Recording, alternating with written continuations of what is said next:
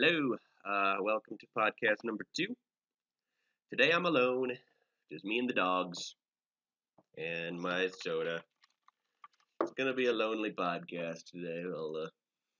Hopefully tomorrow I'll have someone to complete the podcast with me.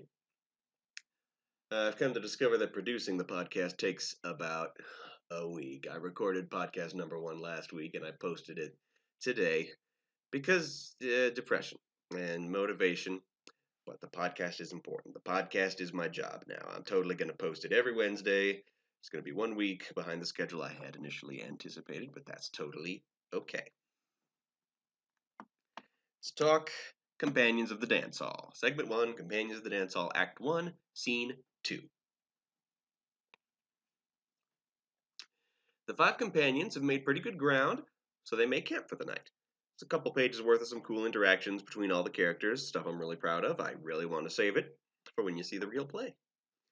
What it amounts to is Bruno and Regis consult their map and realize that they really have absolutely no leads on where Mithril Hall might be. As they start to despair, Wolfgar bursts into a song called We Got This. So I've had the urge to sing We Got This every time somebody has told me, You got this, for the past 2 years or so, which is especially frustrating because I don't have a melody for We Got This. But the chorus goes, We got this. We're on the open road so clear and free. We got this. We got panache and sass. We're gonna show them all what heroes do, what heroes do. And you'll be all right, 'cause I'm here with you. I'm here with you. We got this. Definitely need a tune for that chorus, and then from there for the tunes for the rest of the song. All I've got is the words. I only have so many melodies in me. Oh, but as the song goes on, Wolfgar's encouragement starts to get increasingly condescending.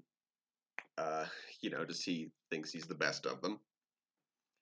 And it culminates in an orc attack. Some orcs show up and they attack the group, and Wolfgar defeats them almost single-handedly. And he ends the song with, I got this. I could do it all single-handedly. I got this. I kick so much ass. I'm gonna shake the world like a rock star, like a rock star. I am the son of Bjornagar, and I got this. No one is all that thrilled about how Wolfgar is talking down to them like they're not as capable as he is, but they are encouraged by his overall intended message. They got this. They're never going to be any better prepared than they are right now, so they may as well finish their quest. And, yeah, that's the end of the scene. It's actually quite a long scene, but again, all the intimate character stuff, I'd really rather let you see it in action in the recording than hear me describe it. And here we are, just 3 minutes in, segment over. Yay! Okay, I knew the first podcast would be a really big, long one because it was introducing everything. Okay, Team Salmon segment. All right, well, again, introducing something, so this might be a long segment. Second show I'd like to talk about is Iris. Iris was originally derived from the Maximum Ride young adult novels by James Patterson, or more specifically, the Maximum Ride fanfiction I wrote when I was in college. Iris was born as a way to reintroduce all the concepts from my fanfics into an intellectual property that's all my own. First thing to set it apart was to make it somewhat dystopian. I call it a post-apocalyptic setting. The apocalypse was thousands of years ago, and humanity has bounced back from it into something quite different than what they were before. So, not young adult dystopian, young adult post-apocalyptic. Some passion for Iris was restoked last year when I discovered Ruby and the rest of the works of Rooster Teeth Animation. That's what convinced me that I really could turn all these ideas into cartoons, and what led me to group them all under the Team Salmon banner. More than anything, I thought the future fantasy world of Ruby could provide me some more world building for the post-apocalyptic Earth where Iris takes place. But then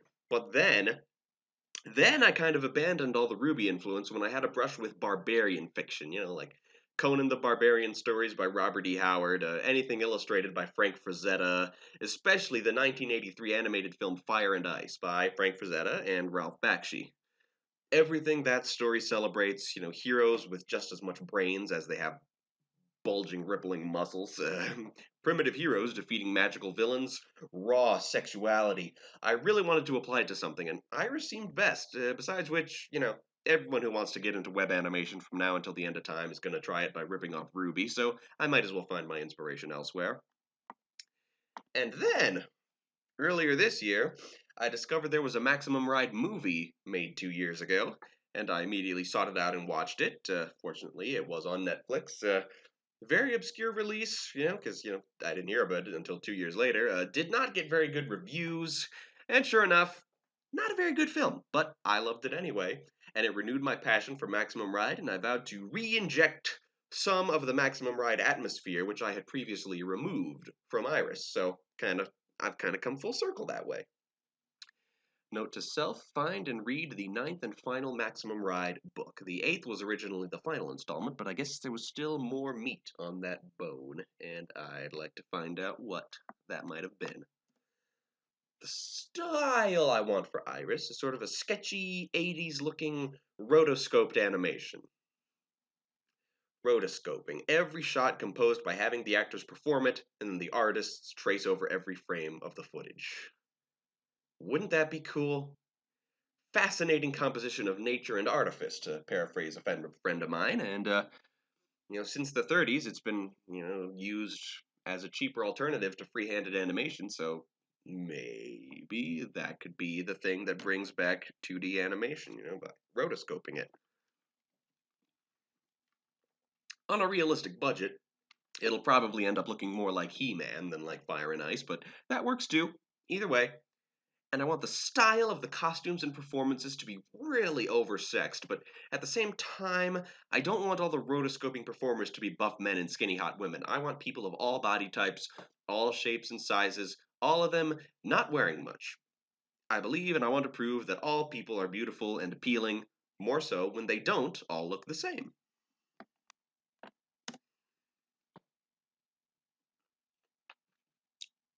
Let's talk the first episode of Iris. We open on Iris herself, sleeping, seemingly an ordinary girl in an ordinary bed. She tosses and turns, and we see inside her head her nightmares of being experimented on in a Victorian looking steampunk lab. She wakes up, and we get a good look at her bit by bit. First, her eyes, which are coal black, and her hair is dark and short, but very thick. Short but thick. And underneath all that hair, she hides fuzzy bat ears, which are almost as big as her head. And she whips these ears out so she can listen. The room is dungeon-like and has an unknown light source that really can't really be explained, and so Iris clearly doesn't recognize her surroundings, and so instantly she's on her feet, out the door, into the tunnels beyond the room. And there's where she runs into Doc, a bearded man who wears the same long white robe as the people in her nightmare. He tries to calm her down. He explains that she's no longer at Longsaddle University, and her mind can't even process the notion. She's just got nothing to say to that because she can barely wrap her head around the concept of being outside the university. So there's a long, awkward silence before Doc invites her on a tour of the facilities. Outside the tunnel is this huge cavern of red stone with many walkways crossing over it, lit by sunlight from the openings in the cavern roof, the water below filled with life, and so many people, soldiers and scientists, and well, that's pretty much it, but all sorts of people. Doc explains that their organization is called Gaia, and they're here to save the world. The only part of all this that Iris processes is that she can see the sun. She unfurls her huge bat wings and flaps toward one of the openings. But just before she makes her way outdoors, someone calls her name, and she immediately turns back. It's Alton, a silver-haired and yellow-eyed pretty boy with gray feathers all over his body, and Iris is instantly pacified by his presence. She's then approached by Marty, the elderly leader of Gaia. He's a cyborg, but not an especially cool one. He's got a metal chest plate with blinking lights that keeps his heart and lungs going, a metal jaw so he can talk, and mechanical eyes so he can see, but his arms and legs are withered and nearly useless, and he travels in a wheelchair. The wheelchair's pretty cool and high-tech. As he explains, Gaia hates Longsaddle University just as much as Iris does. but they worked out a deal, exchanging a large sum of money for the 5 mutant teens who were created and imprisoned there. Down below, a woman is speaking to a crowd of Gaia's membership. This is Lydia, a young woman with black hair, glasses, an English accent, and she's explaining the abilities of the other 3 kids. They're all animal hybrids.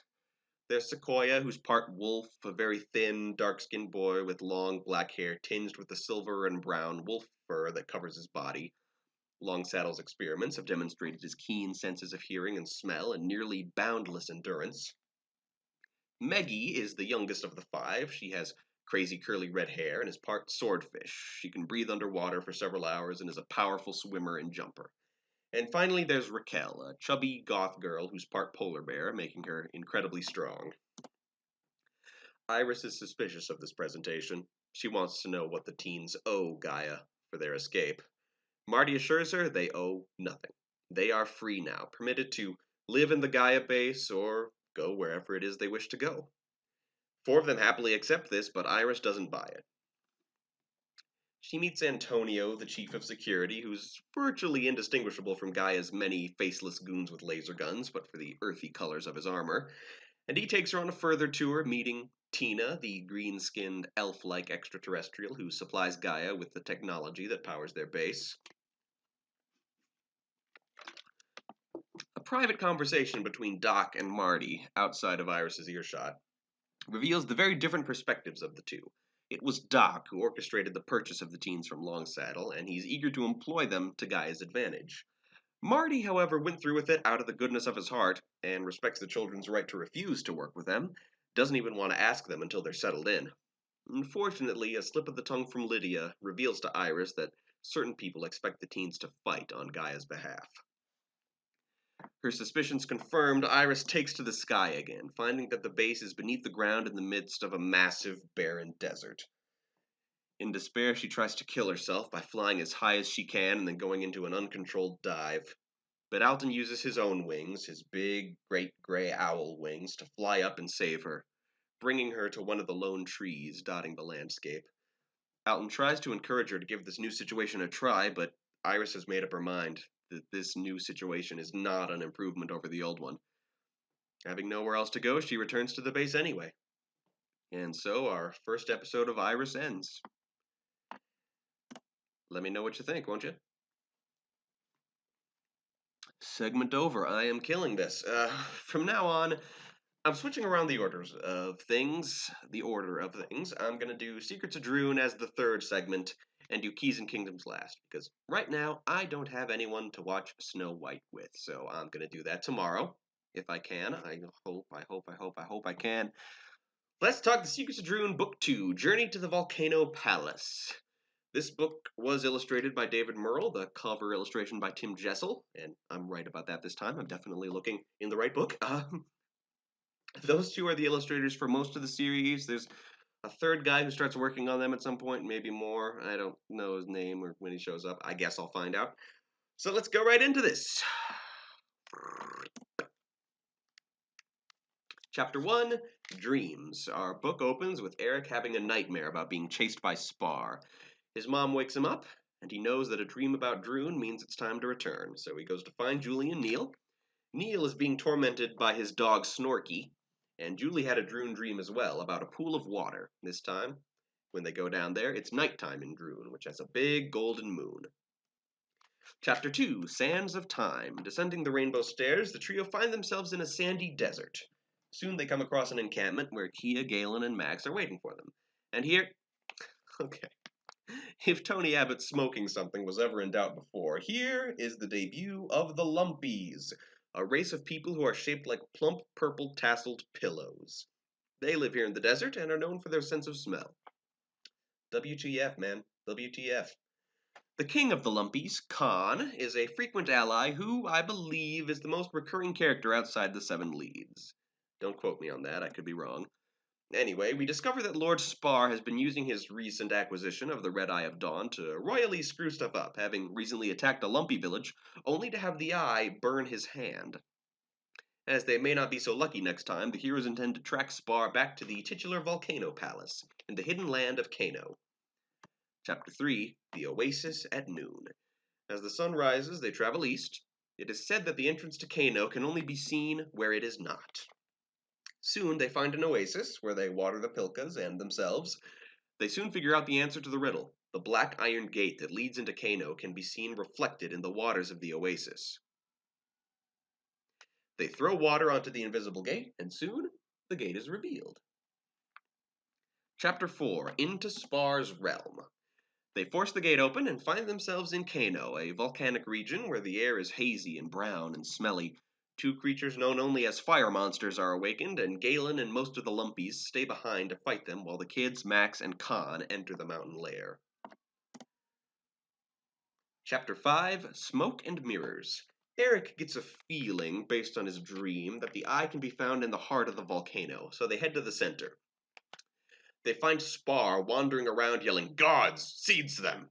But soon realize that it's just an illusion, leading them to theorize that the real Spar was very badly injured when the eye backfired on him. However, real Nin soldiers soon turn up. Chapter 6, Meeting the Witch. They evade the Nins by hiding in the first cave they come across, which, to their surprise, contains a pool of beautiful, cool blue water, the pool from Julie's dream. This is the home of Demeter, a mermaid-like witch enslaved by Spar. She volunteers the information that the Red Eye of Dawn can be found in the Room of Fire, and that to reach it they must cross the Bridge of Ice. And that Queen Relna is most definitely still alive, and imprisoned everywhere. Damn good riddles in this book! Chapter 7, The Fierce Beast. Demeter slips away as 10 Nins appear, escorting a terrifying black beast with many ears. The beast drinks from Demeter's pool and transforms back into Lord Spar. Chapter 8, Spar's Secret? Question mark? So it turns out that the Red Eye not only burned Spar, but also cursed him to transform into a beast. Neil is under the impression that Spar is another illusion, punches him. This does not end well. They flee, and Eric once again gets separated from the others. He finds himself in a cavern containing a lake of lava, and realizes this is the Room of Fire Demeter spoke of. Chapter 9, Fountain of Danger. In the center of the lake of lava is a small island, which includes a fountain which erupts with lava every 4 seconds, and upon which Spar has placed the Red Eye of Dawn mounted in a gauntlet. Eric finds the nearly invisible bridge of ice, and crosses it to retrieve the glove. He puts on the gauntlet, and the eye starts to go haywire, blowing stuff up. The rest of the group finds Eric, and they find that if they all touch the gauntlet at once, they can kind of control the eye. They blow up the Volcano Palace and fly toward daylight, leaving Spar to cry out, "I will follow you forever!" I would not play Spar like that, just for the record, and just randomly switching to Spar's voice. Okay. Anyway, Chapter 10, The Door Home. They crash in the desert, where they reunite with Galen and the Lumpies. Galen stows the gauntlet safely in a golden box, and they seek out the exit to Kano, where which the legends say cannot be seen where it is. They hop aboard a flying carpet and flee from Groggle-riding Nins. Spotting a single pillar of rock in the center of the desert, Eric suspects that the rock is the exit. They touch it, and the rock becomes air, and the air around it becomes rock, causing the Groggles to crash. They reach the coast, where Kia's ship is waiting, along with the Rainbow Stairs. Definitely a solid second entry in the series, adding to the Droon mythos. Definitely less to make fun of than in the first book. I don't really have much to say beyond that. I like the introduction of the Lumpies and of Demeter and of Spars turning into a beast secret. We've just got a classic by-the-book Droon novel right here. All there is to say. Sorry, I never claimed to be a critic. So adaptation-wise, the first new character to appear is Snorky. Snorky's breed is never established in the text, but illustrations seem to depict him as a bull terrier, so let's go with that. Sets, again, lots of sound stages. The Rainbow Stairs never take the kids to the same place twice, and there are quite a few locations in Droon that are visited only once, so yeah, lots of sets. We'll have to keep a close eye on those few that are actually recurring locations. None in this book. The Volcano Palace is a one-shot. I think I'm right about that. Lumpies! Lumpies are definitely going to be realized with puppetry, and Khan will be our first recurring puppet character. Here's where I faced a conundrum. do I cast actors as recurring puppet characters, or do I just assume that the puppeteers will do their own voice work? Most puppeteers are, by necessity, really good voice actors, and I wouldn't want to diminish their contribution. In the end, I really wanted to cast well-known voice actors in the recurring roles, and there are enough minor characters, lumpies and nins and whatnot, with speaking roles that surely the puppeteers won't be lacking in actual speaking roles. But for important characters like Khan, they'll be played by a voice actor other than their puppeteer. Maybe the voice actor and the puppeteer can sort of work together to create the character, yeah. And for the voice of Khan, I want Jim Cummings doing the Sterling Holloway impression that made him famous. I am Khan, king of the purple lumpies. I can't do Sterling Holloway. Nobody can, except Jim Cummings. The fire monsters will require big puppets. Ditto with the monster Spar transforms into. Now that I think about it, Spar is constantly being cursed to turn into various hideous beasts, and it's a different beast every time. It's going to be a lot of big puppets. In the role of Demether, I would like Tara Strong. Yes, voice actress Tara Strong in a live-action role. Of course she can do it. She's the greatest voice actor of all time, which makes her a very, very good actor in any medium. The only hard part will be getting her into the detailed prosthetics required to get her looking all monster-y. Again, I have no real ambitions to create a Droon TV series, and yet I do. This would be so cool. I do, actually. I do hope my fantasy will come true someday. But, I don't think there's much of a chance. I'll just stick to my original ideas and try to web animate them if I can. So before I begin the Keys and Kingdoms segment, I'm going to turn off the podcast for a bit and wait until I have someone to watch the movie with. I will be back tomorrow. See you then. Finish ASMR. And we are back. I'm speaking softly because after getting a thorough review and critique of the first podcast earlier today from my friend Meredith, I'm implementing some of her suggestions, such as turning up the gain on my microphone. So, yeah, sorry you had to crank up the volume for a while there. Go ahead and crank it back down and I'll start speaking at a normal conversational level. There we go. So yeah, had a good video chat with Meredith today where she gave me lots of tips on improving the podcast. I'll be implementing more of those, like I will introduce the dogs and vary the visual aids a bit. Okay, I'm here with Aramy for the Keys and Kingdoms segment. Hello. Yep, hopefully with the gain turned up, Aramy will actually be audible this episode. I'm so sorry most of your comments didn't make it into that first podcast. You were great. Okay, anyway, it's time to start watching my Disney collection. I've purchased the first 6 items on the list, therefore completing my collection as far as the golden age of Disney. I'm probably going to feel pretty stupid about buying them once Disney Plus comes out. I assume that the Disney streaming service will include every item in my collection. At least I hope so. I hope that it's not going to be all the new Disney Plus exclusive content, which all sounds really crummy. You heard about what's going to be on Disney Plus? Well, basically every Star Wars and Marvel character gets their own TV series, and, more live-action remakes of animated classics. I can't possibly imagine who's going to watch all of that. I like expanded universes better when it was just all comic books and it wasn't saturating. 4-year-olds will watch it. Like 4-year-olds like a Boba Fett TV series, I suppose. That makes sense. Yeah. But I'm sure that when the service comes out, it'll have most of the movies I intend to watch for the project. Surely Disney isn't going to neglect the classics. Anyway, we're about to watch the first ever Disney film, Snow White and the Seven Dwarfs, released 81 years ago, if you can believe that. Oh my god. So, I'm drinking my drink. okay. While we watch it, we'll be taking notes, talking about it amongst ourselves, discussing the merits of the movie as a movie, and what it can bring to the Keys and Kingdoms universe. And once we're done with that, we'll be back here to go over our notes. You ready? Let's do it then. I love watching movies. Yeah. And we're back. So, what'd you think of Snow White? I already watched it. I'm asking you what you think of it. I mean, it's good. That's all I have to say about it. I'm sorry, I'm boring. Okay. Well, I've got notes we can discuss. Okay. So, first of all, I mean, what really caught my attention is that she doesn't really consult with her magic mirror, does she? She consults with some kind of being from another dimension who she can access through the magic mirror. Yeah, it's not These actually are what a she magical says. mirror. Like, Yeah. the mirror is actually a person. Yeah, there's a person in the mirror, yeah, like, but what she says is, I think her exact words are, "Slave in the magic mirror, come from the farthest space. Through wind and darkness I summon thee. Speak, let me see thy face." So from some dimension of wind and darkness, there's some sort of spirit. Kingdom Hearts Birth by Sleep, went with it by having the mirror suck you into its dimension, and you had to fight the spirit.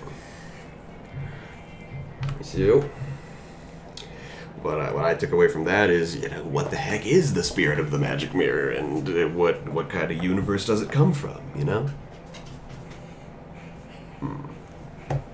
What are those waveforms? Is that the heater? Is he picking up the heater? Nah. I don't think it matters. Oh, baby. No, okay. Anyway, other things I noticed about it was that it seemed to be created through rotoscoping. Like almost all of the human animation, rotoscoping, which I talked about. Is it easier?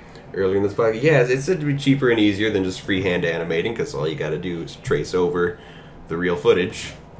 So, footage of the real actors, and so yeah, but most animators don't really like rotoscoping. They don't consider it real animation, and so eventually Disney kind of phased it out, and most animators don't use it if they can avoid it, but I think it's got an interesting look. Yeah. Just all the realistic human characters in Snow White. So we noticed the water effects in this movie were pretty amazing. Yeah, how do you do that with just, like, colors? Yeah, I'd love to figure out how the heck they did that. It's definitely more than ink and paper involved. It's something. We may never know. It may have been colored pencil. I thought about that. I don't think the water effects could be done with just colored pencils. I think. Maybe we're done with gel pens. I don't think they had those. I don't know. Really? They didn't have those? Well, I'm actually surprised. I don't know. What? Do you know when they were invented? Looking that up right now. Wikipedia gel pen. Wikipedia is a total scam. Wikipedia is not a scam. It's the greatest source of information there is. Yeah, you're kind of right. Okay, I mean, yes, anybody can edit it, but, they keep track of it. Gel pen. Hello. Gel pen, when was it invented? It doesn't say. Wikipedia sucks. No, just kidding.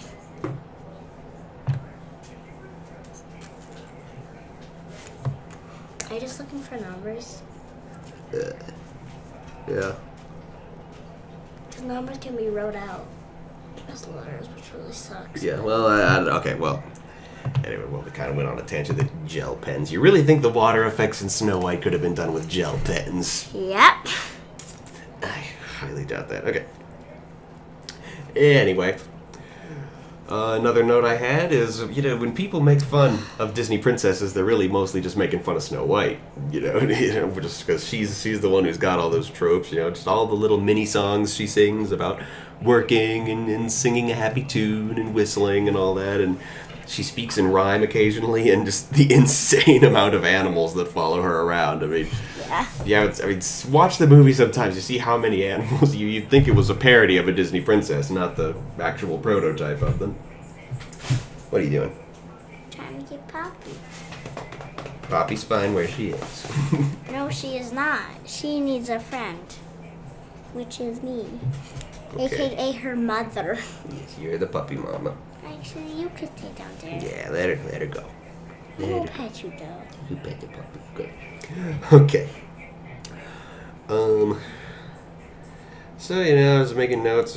All the hallucinations Snow White has in the forest, those are scary. Those might provide some inspiration for monsters. She must be insane. Yeah, well, she's really scared, So I'm going to try on everything in my closet, and whatever isn't fabulous is going in a plastic bag to donate. Okay. And I Sounds might good, ask Mom. your opinion sometimes. So Sounds this is good. the thing, Sage. Yeah? Sorry about that. I try not to edit stuff out, but that was important. Not for you people. Okay. Yeah, it's not for you. Okay. Very important. It's not for you. Not so close. Not so close to the mic, Punk. Sorry. Okay. You're gonna have to turn your volume down for that bit. Okay, and we're back. Yeah, one of these days I better, get my own place. Not people walking around interrupting my podcast. Okay. You were just about to go to bed, I believe? Yeah, goodbye. Okay. Viewers. Oh, no. Listeners. Yeah. Goodbye. Okay, yeah. I know she had thoughts. I know she had something to say. She just didn't want to say it. Why do you think I don't do this alone? Yeah, I mean, she's 10. I know she can't really work under pressure, but I could do, okay. So, what was I saying? Hallucinations make for good monsters. Yes, I don't want to do this alone again. I'm sad now. Okay, but I especially like the part with the logs and they look like crocodiles. Stuff.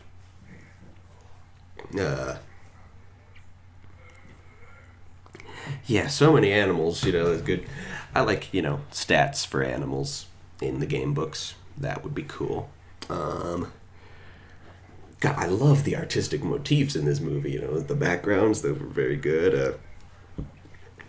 Just all the details on the Queen's throne, which you only see in one shot, and, all the dwarves, they have chairs, and, there was, like, an owl motif on them.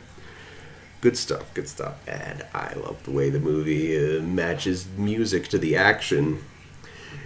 Sometimes when I listen to a song before I've seen the musical it's from, and then I see the musical, I'm pretty disappointed at how the actions just don't match up to the music in the way I fantasized that they would. Night. So that was cool. A lot of strange, drawn-out scenes in this movie.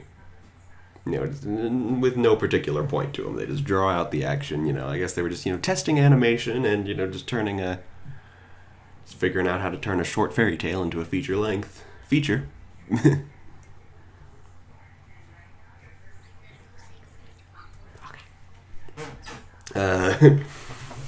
Then, anyway, you can't talk about Disney for very long without talking about musical numbers. And so that made me think of musical numbers as some sort of Keys and Kingdoms game mechanic, I wonder how to implement that, because, if you've got a bard in your party, that's a person who has to come up with some improvised musical numbers at some point or another. And, but man, if everybody had to do that, that was a game mechanic, musical numbers, but how to implement that? That's definitely a big departure from the D&D basis. But how would it work? Yeah, anyway, the 7 dwarves, obviously they provide the template for the dwarfs of my game setting that we have here. Dwarves, well, I'd spell it the way Tolkien spelled it, not the way this movie spells it. Dwarfs. So dwarves, not dwarfs, if you follow me. So, let's see, so I'm just thinking of, what this movie tells us about dwarves. It's that they have one defining character trait and are named after it. Not gonna keep that. They have 4 fingers on each hand. I don't think I'll keep that. Good night, Amy. Say goodnight back to me. They'll think I'm crazy. Good night. Okay. What else we got? Well, diamond mining. That's, it's kind of a universal thing about dwarves, both pre- and post-high fantasy. They mine for diamonds and gold. But, why? Why is that such an important part of their culture? Gotta think about that, gotta study that. And when I say that, I mean somebody else. Come up with the answer to that for me. I don't know. I like how they use deer as beasts of burden. You see that in the first hi-ho scene, and then at the end, at the climax, they chase down the queen riding on deer. And that's pretty cool. And so that led me to a decision. High fantasy dwarves, even though they're a lot shorter than humans, they weigh about the same. They're about the same overall size. Dwarves are very sturdy, and in D&D terms. They're medium-sized, same as humans are. So I think Keys and Kingdoms dwarves should be small-sized. And I think that's solely so that they can ride on a deer, which is a medium-sized animal. I just think that's really cool. And, there's the clothes and hats, just the Germanic look to them. I think that's the basis for what dwarf civilians wear in my setting. And then I think about the queen's method of spell casting, how she needs ingredients to cast a simple disguise self spell, and needs a big spell just to poison an apple, right? It's a very common joke that, Gandalf could solve all the problems in The Lord of the Rings if he only knew a couple of second-level D&D spells like Knock or Featherfall. And that makes me think, if I'm gonna, convert Disney magic into a game engine, magic might need to be a bit harder to come by and require ingredients and components like that. Just even if it's insubstantial ingredients like the Queen has, like a shriek of fright and a gust of wind and mummy dust and whatever. That's pretty crazy. But, True Love's Kiss as an escape clause, I think I definitely want to write that in. That's a iconic bit of fairy tale Disney magic. And finally, there's the scene in which Snow White is praying before bed, and that just made me think, the Keys and Kingdoms are religion. And what I think I would do for that, for, just sort of a pantheon of gods for Keys and Kingdoms, I think I would go with the Greek, Norse, and Egyptian gods. 3 pantheons who just kind of get along with each other and, are just in the various regions of the world. And obviously, I wouldn't use, a map of Earth as a map for the Keys and Kingdoms setting, but I would divide into those 3 regions and just use those gods from real mythologies, rather than attempt to create a pantheon of my own. There's not really much I can do as far as Disney inspiration with creating a pantheon. And that's about all I got. And I don't have an outro this week, but thanks for listening. And this was a whole lot of fun. I'll do a lot more of this, watching the movies with the peoples, and hopefully getting more out of them,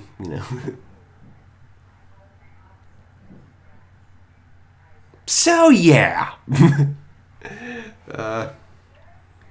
Good night, everybody. I will see you next week.